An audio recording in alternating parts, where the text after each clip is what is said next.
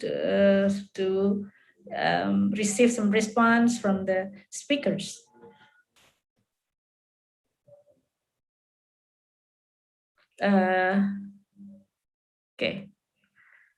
Okay, here's the question. First question to Professor Rahmatullah.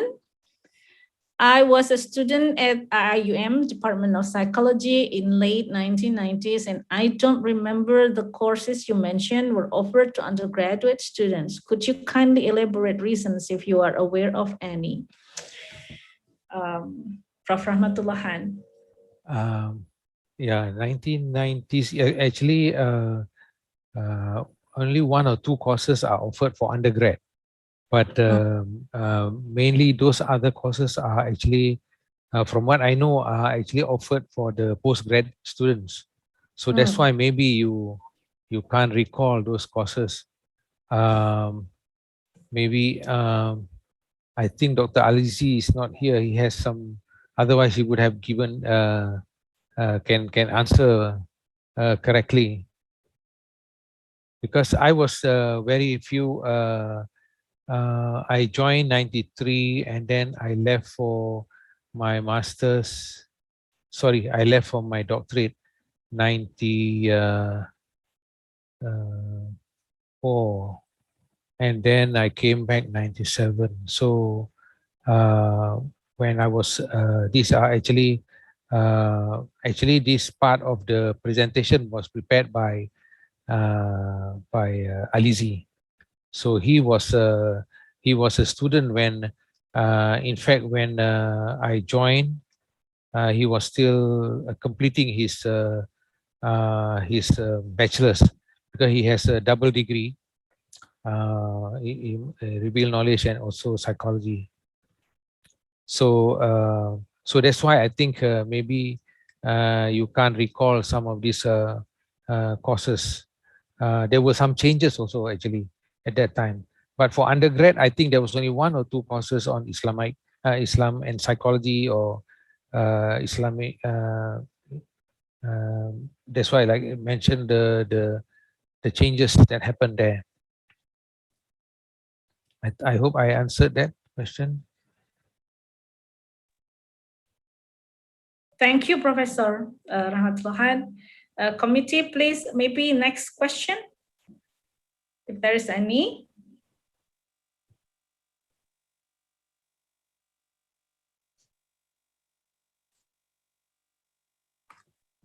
Okay. I don't know to whom this questions is addressed, to Prof. Rahmatullah or to Dr. Gianna, but maybe both can answer. But this is definitely psychology, so this is not for Professor Ibrahim Zain. So the question is, how do we train ourselves to filter the new waves like mindfulness and NLP? Prof. Rahmatullah. Okay. Yeah, maybe I can share a little bit.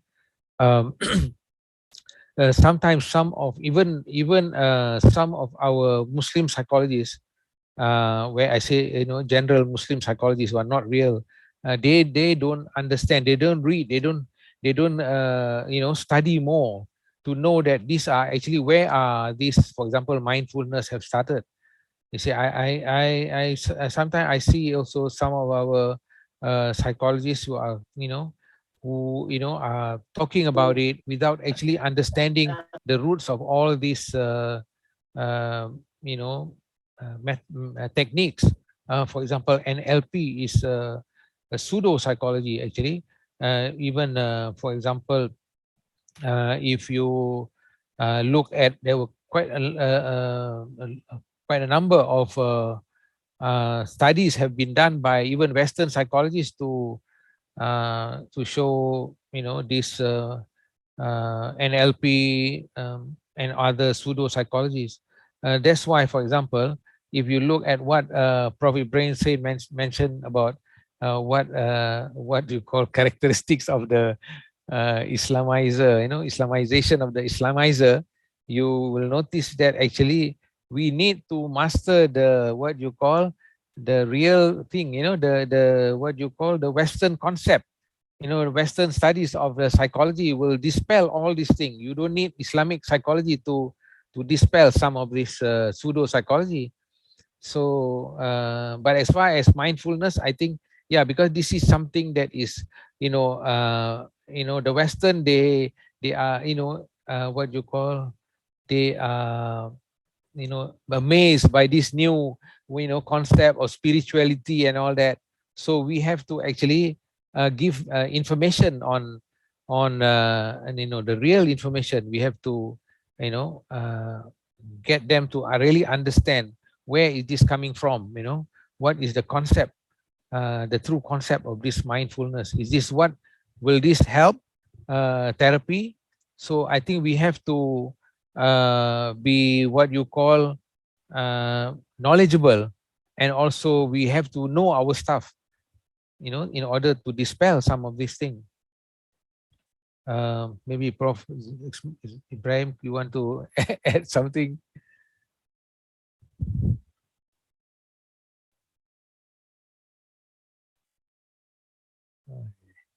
Prof. Dr. Gianna probably will add. Yeah, yeah. For I think the keyword from Prof. Rahmatullah is already very strong. Yeah, we should understand the Western psychology very well, and of course we should have a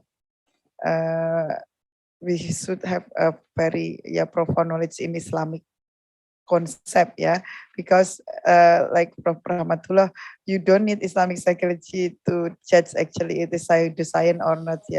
That's very very very strong. If we are very good at it, understand the mechanism, we can criticize that everything. So it is very very very very good tradition, to have a critical thinking in what everything, and to always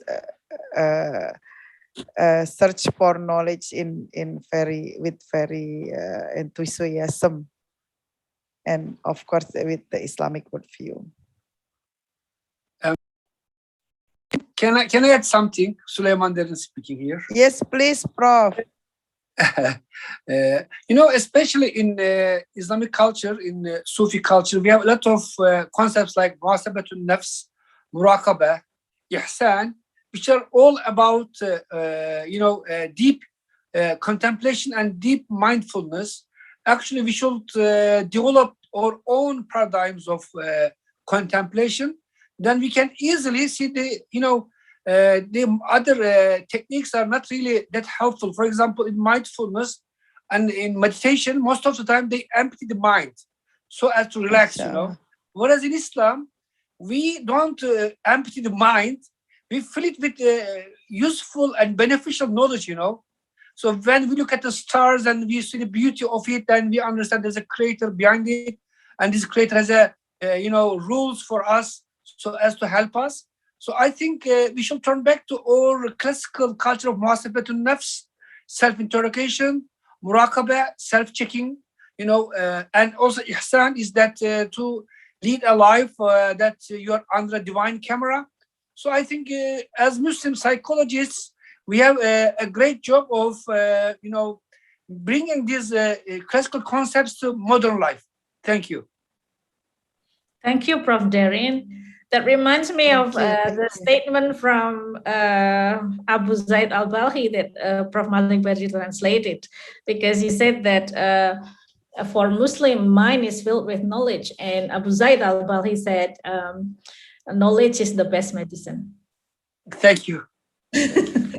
So it relates to what you just said. Okay, maybe one more question. Last question, because it's getting late. Okay. Assalamualaikum. Where to begin studies in Islamic psychology? Do we have to go through Western psychology studies first? I'm planning to go back to school to study psychology. My goal is Islamic psychology, but don't know where to begin. Jazakallah khairan. So, Sister Diana, Prof. Rahmatullah, and maybe Prof. Ibrahim. Yeah, and everyone welcome to add. Maybe Yeah. okay, I can start. Of course, if if we can go to Islamic psychology, it is very good, yeah. But I don't know. Maybe brother and sister can share where do you think the best place to study Islamic psychology? Yeah. But if like me teaching in secular university, we can start by doing very good in understanding concept of psychology, but we should also learn about Islam and also should trying to be the best Muslim. That's actually the keyword. Yeah. What do you think, Prof? Actually, can I think if I like to add, I think there is IUM model of psychology program is already a good step, because it's sort of like the way it was designed is like you have to study both. You cannot just think about because you cannot do your own thing without getting involved with what is going on in the world. You see, so you have to have the only thing is that you need to have a strong grounding in Islam. Just I think if you look at Prof Malik's life, for example, his school when he was going and his education is very strongly grounded in Islam. So that's why when he study psychology, he already have this backing, you see. But we don't have to go through what he has gone through. We need to develop. So now the model is already there. You need to strengthen the model, improve on it, so that any psychology program will not will not expose the student to only our thinking. We have to also learn about what people are thinking, what they are what they are learning. So we need, because this is at the what you call at the university level. You see, it's not like very school level, but at the university level. So students should be able to learn, what is happening around the world, the Western psychology, as well as our Islamization of psychology. So then you have a, because it's like in the transition before, even in those days, the Muslim scholars learn from the Greeks, philosophies and all that, and then so the same. So I think this is it's very important. The only thing is that whether we have the resources. That's why we have to pull together. The Muslim psychologists pull together and strengthen these what you call programs, Islam psychology programs. So that's my personal opinion lah. Okay, thank you, Prof. Rahmatullah and Dr. Diana. I do not know where the participant who have this question come from, but if you're in Indonesia, there are many universities that also offer Islamic psychology in their curriculum, such as in Universitas Islam Indonesia, where I come from. I mean, it's from undergraduate study, then you're already exposed to that, and even more intensive in the professional psychology program. And I think they're thinking about opening the Master of Science program that will include also Islamic psychology.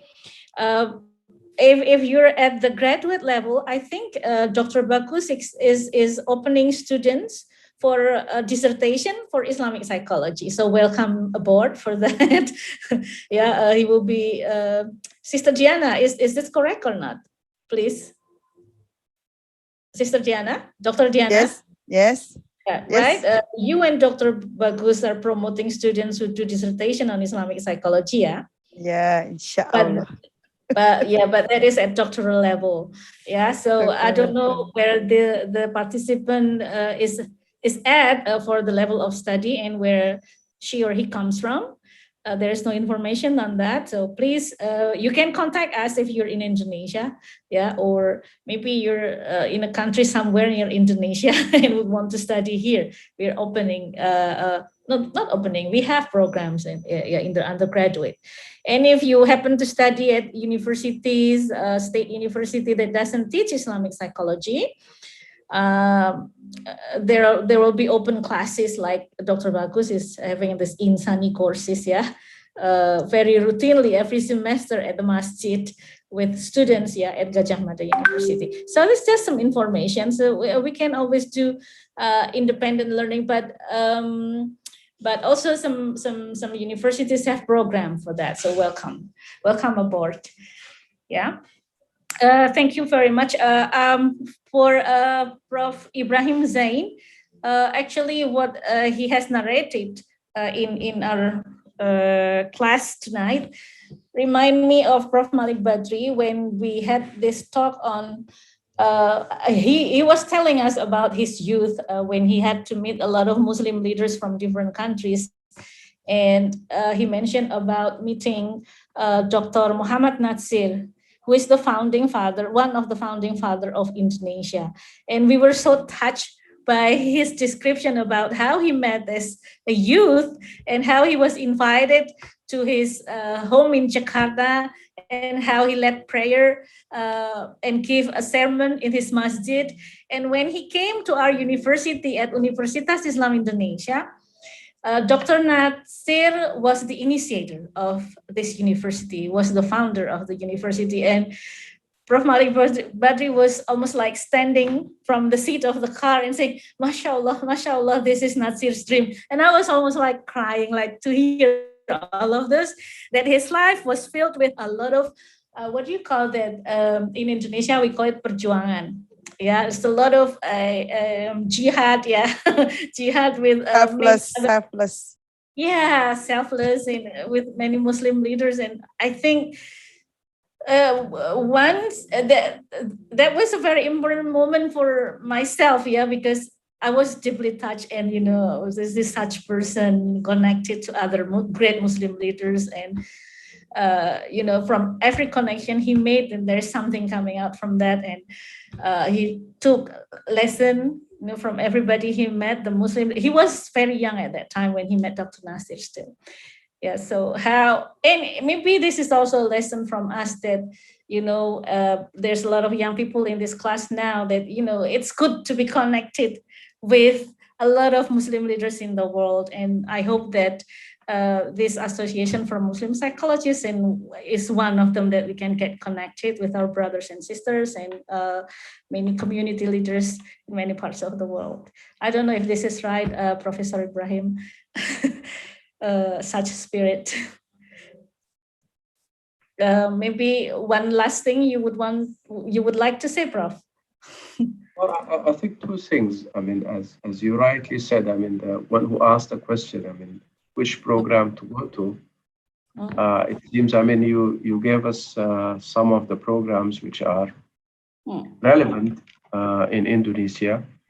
And I have my own biases as Professor Rahmatullah Khan. I mean, the program which was perhaps co-founded by Professor Malik Badri himself in IIUM is still the best program, because there you're going to be forced to study Islamic revealed knowledge in Arabic, and you're going to study psychology in English.